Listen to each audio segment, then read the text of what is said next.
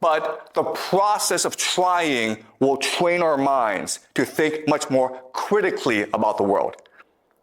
So let me explain how. In the present, we have geopolitics. We'll be studying geopolitics. For example, why is there war in Ukraine? Why is there war in the Middle East? What happened? We'll be studying geopolitics. And we'll try to understand why this is happening. We'll try to formulate an analytical model of geopolitics. Okay, an analytical model. We will then use this analytical model to make predictions about the future. Why do we do this?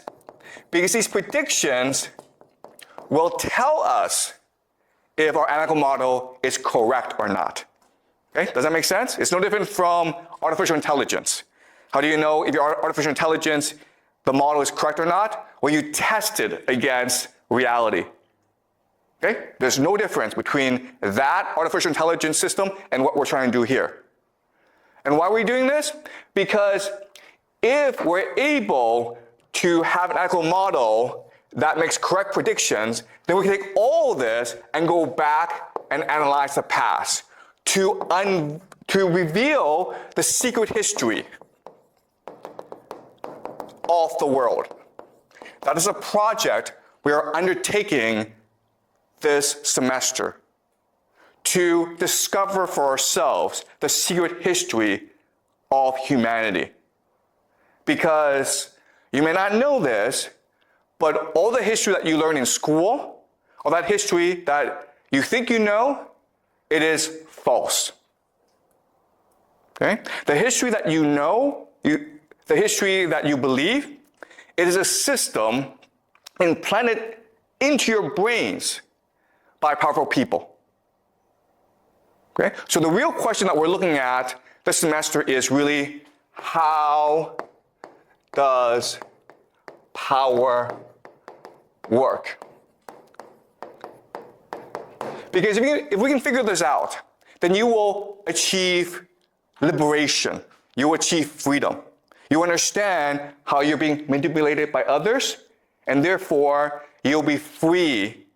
You'll be empowered to live the way you want to live, to see the world that is true to you.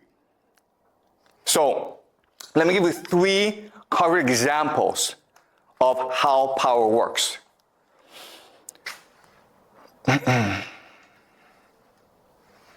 Okay, the first example is money. Let us do a thought experiment. I'm a bank, okay? I decide I want to open a bank.